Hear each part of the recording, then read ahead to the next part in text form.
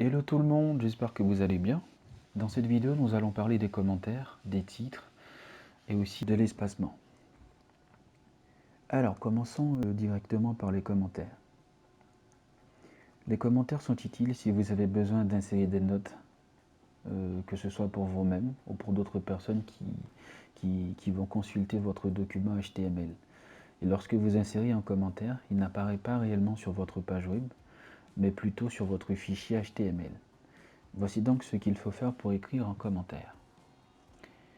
Vous allez taper en crochet d'angle gauche, suivi d'un point d'exclamation, puis deux tirets, espace, deux tirets, suivi d'un crochet d'angle droit pour la balise de fin de commentaire.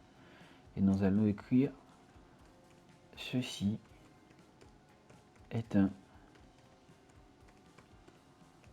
commentaire ».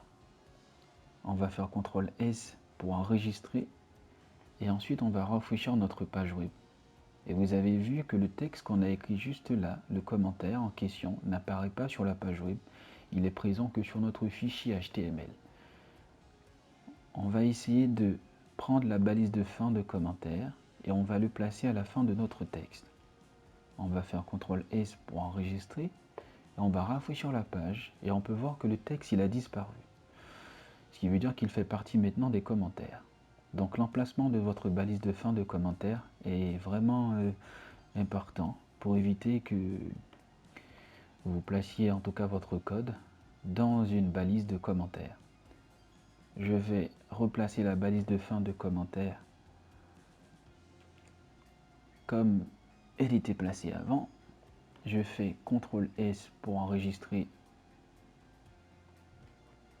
CTRL S pour enregistrer le code et je rafraîchis la page et on peut voir que le texte réapparaît vu qu'il fait plus partie des commentaires. Et maintenant que vous savez écrire en commentaire, nous allons parler maintenant des balises d'entête qui sont utilisées pour montrer la structure d'un document. Et par défaut, il y a donc 6 tailles de balises. Ils vont de H1 à H6, avec H1 étant le titre le plus important et H6 étant la plus petite. Je vais donc vous présenter chacun d'entre elles. Il suffira d'écrire H1 à l'intérieur de la balise, et pour cela il faudra mettre une balise d'ouverture puis une balise de fermeture. Je vais vous montrer ce que ça donne dans notre fichier HTML. On va commencer par placer la balise H1, suivi de la balise de fermeture, la barre oblique, pour montrer que c'est la balise de fermeture. Et je vais taper le texte suivant. Je fais CTRL S et je rafraîchis ma page. Et on peut voir que le texte apparaît comme suit. Ensuite, je vais continuer mes balises d'entête. Je vais passer à H2, balise de fermeture. Et là maintenant, je vais ajouter le même texte que tout à l'heure. Je fais CTRL S et je rafraîchis la page. Et on peut voir qu'à mesure où on va ajouter des balises, la taille des textes vont changer drastiquement. Heading 1 prend beaucoup plus de place que Heading 2. Et vous allez voir, quand on va ajouter la balise H3,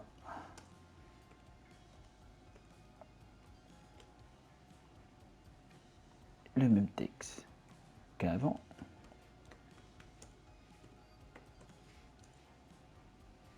J'enregistre, je rafraîchis la page, et voilà la taille de la balise H3 par rapport à la balise H2 et H1. Et on peut voir que la taille change vraiment drastiquement. Et on va continuer. H4.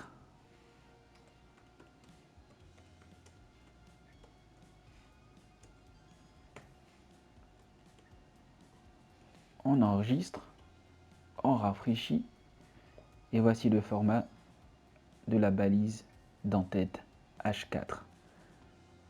Et c'est pas fini, il reste la balise H5, le même texte qu'avant.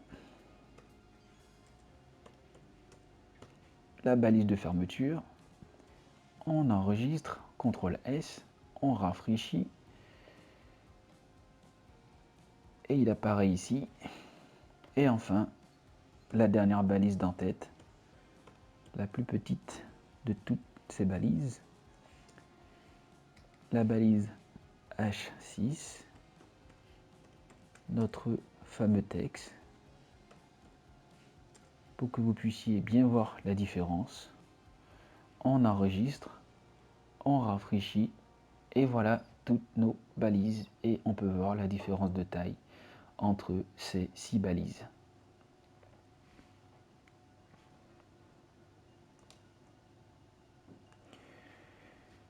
Et petit résumé, encore une fois, la balise H1 est beaucoup plus volumineuse par rapport aux autres balises.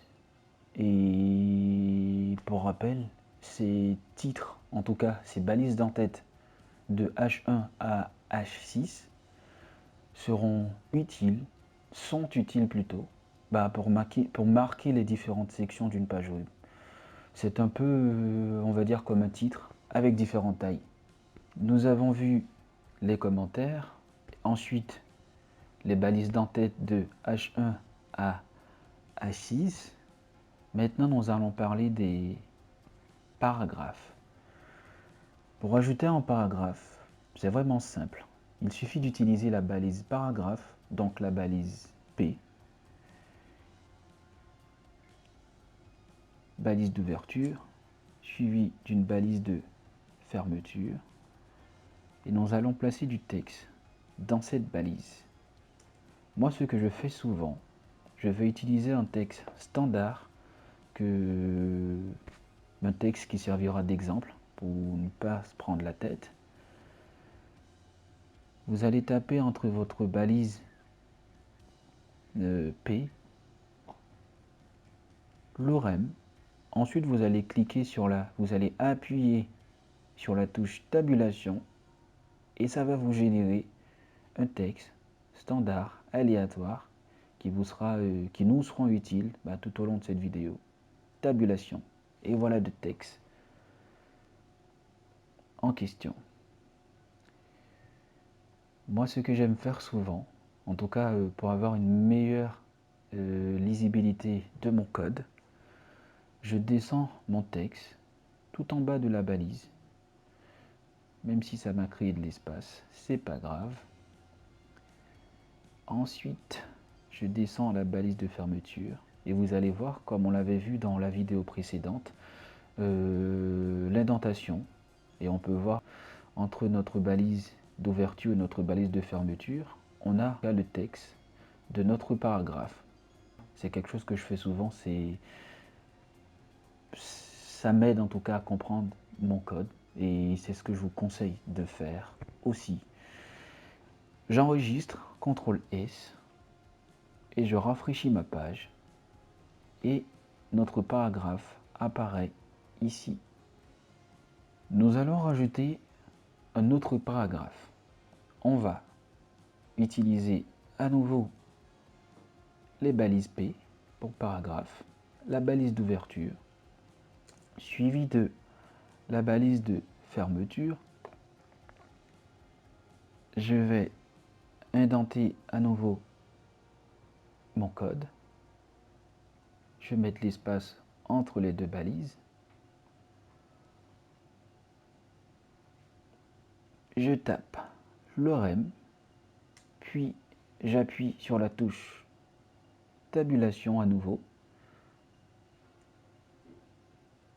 Et il m'a généré un texte. Je fais CTRL S et je rafraîchis ma page et mon deuxième paragraphe apparaît.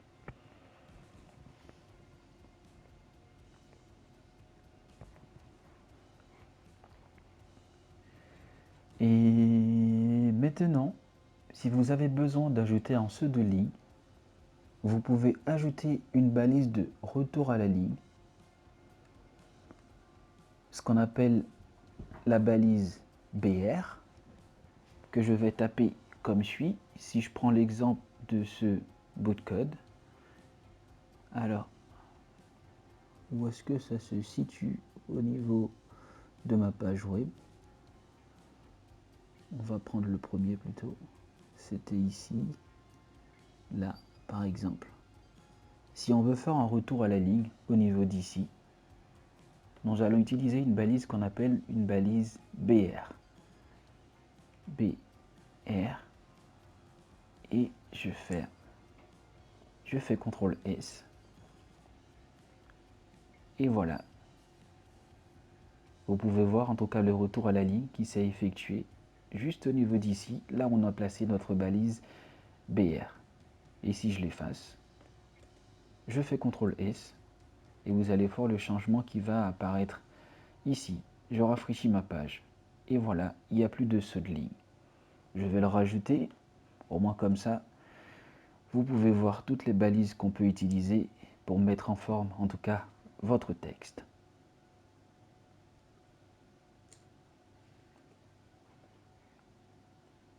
Et voilà. Et vous avez sûrement dû remarquer que pour la balise BR, on n'a pas utilisé de balise de fermeture, et c'est tout à fait normal, parce que cette balise est l'une des rares exceptions en tout cas, où vous n'aurez pas besoin d'utiliser une balise de fin. Et chaque fois que vous allez utiliser une balise BR, il va pousser tous les textes d'une ligne, et vous pouvez donc les placer là où vous le souhaitez. Ensuite, il y a aussi une autre balise qu'on peut utiliser, c'est la balise RH. Il va ajouter ce qu'on peut appeler une rupture visuelle dans une page web. Il s'agit en fait d'une abréviation pour règle horizontale et il est utilisé pour séparer du contenu en ajoutant une ligne horizontale tout simplement. C'est-à-dire que vous pouvez séparer n'importe quel contenu que vous souhaitez. Alors, on va séparer chacun des titres. Nous allons donc ajouter la balise BR et vous allez voir ce que ça va faire. La balise RH, HR plutôt. J'ai dit RH, c'est HR. HR. Et je ferme. Je fais CTRL S. Je rafraîchis. Et voilà ce que fait la balise HR. Donc c'est une balise qui est utile si vous avez besoin de marquer une section, comme c'est le cas ici. Et si on l'ajoute après chaque balise d'en-tête, ça va faire quelque chose de stylé. CTRL S. J'enregistre. Et je continue ma petite formule. HR. CTRL S. Je rafraîchis. HR. CTRL S. Je rafraîchis. HR. CTRL S. Je rafraîchis. HR. CTRL S. Et je rafraîchis. Et voilà, toutes les sections ont été bien délimitées.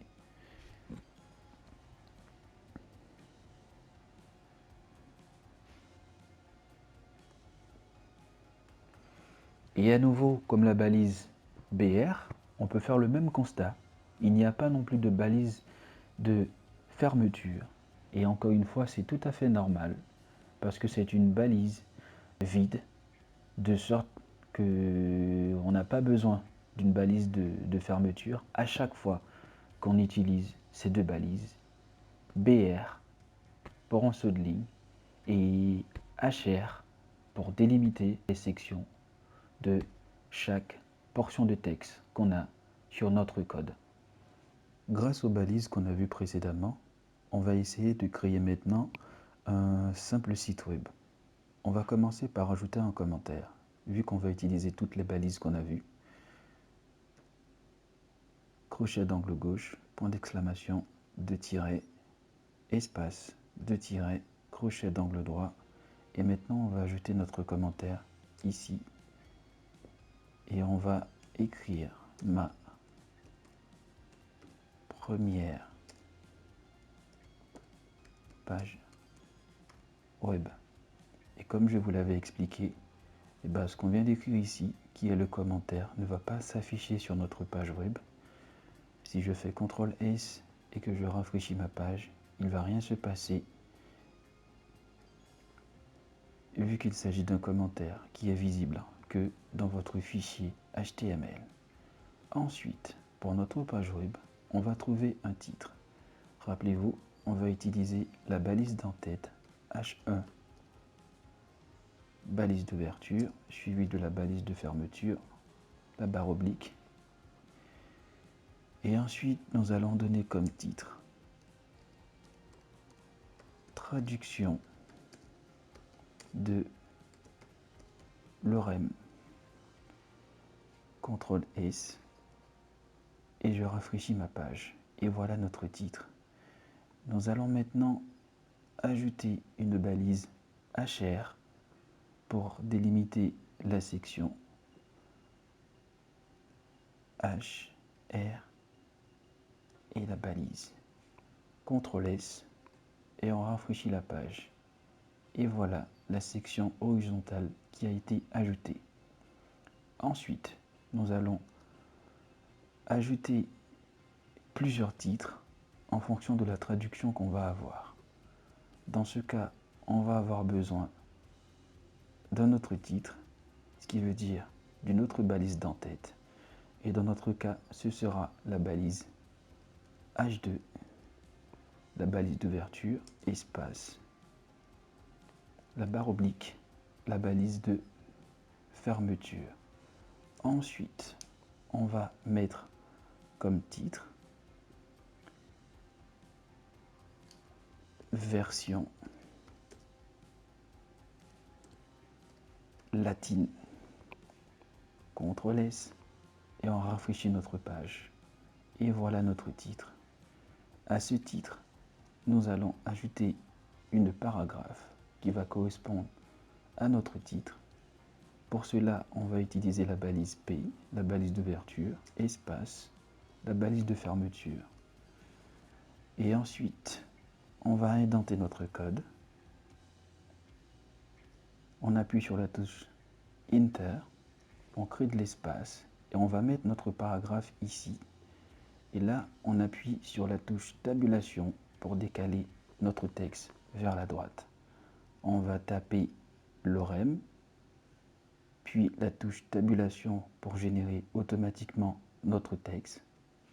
Et voilà le texte qui s'affiche comme suit. CTRL-S et ensuite on rafraîchit notre page. Et voilà notre texte.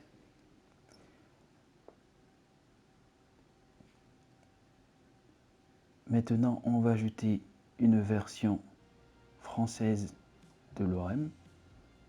Pour cela, on va définir une autre balise d'entête H2, la balise d'ouverture, espace, la balise de fermeture H2, et on va taper notre code ici, notre texte plutôt, version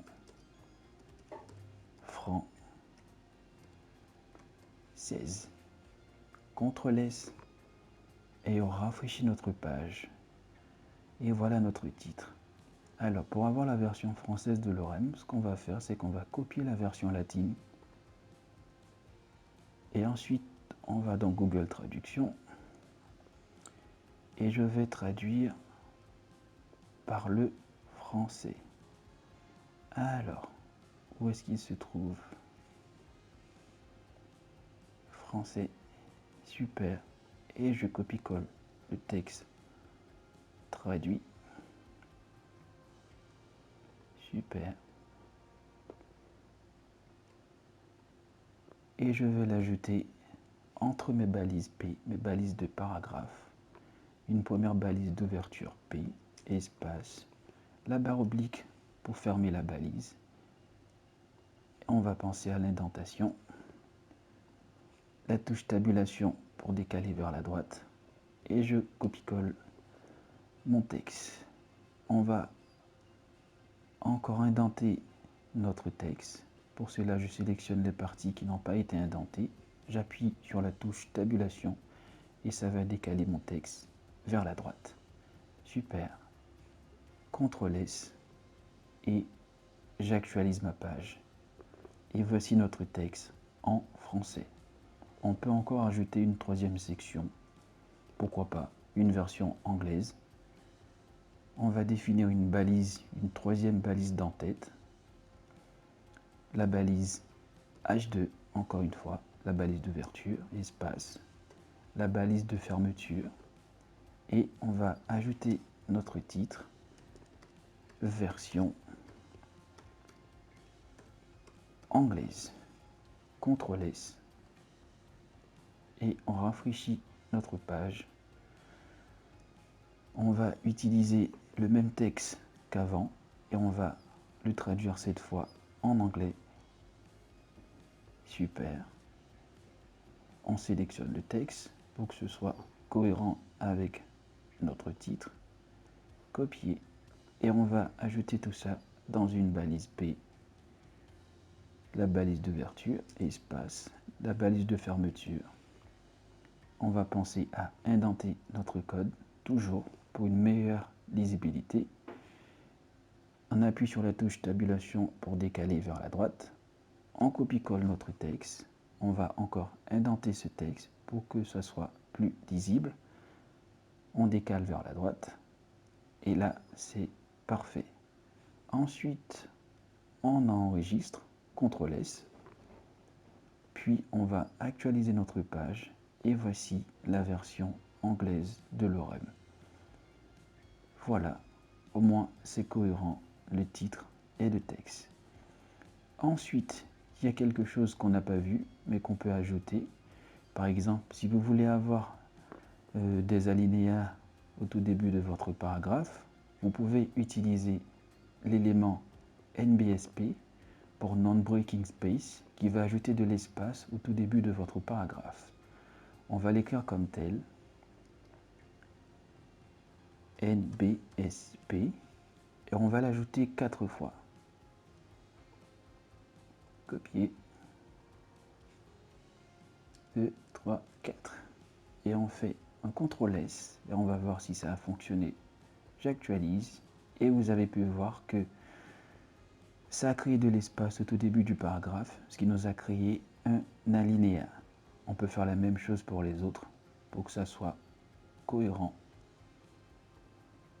Je copie-colle l'élément NBSP pour Non-Breaking Space qui va ajouter de l'espace au tout début de notre paragraphe.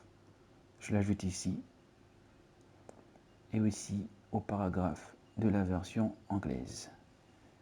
Je fais CTRL S pour enregistrer mon code et j'actualise et vous avez pu voir qu'au début de chaque paragraphe maintenant, les alinéas sont bien présents. Donc c'est super. On vient de créer un site web qui est assez simple en utilisant toutes les balises qu'on a vues. Sur ce, je vous dis à bientôt dans une prochaine vidéo.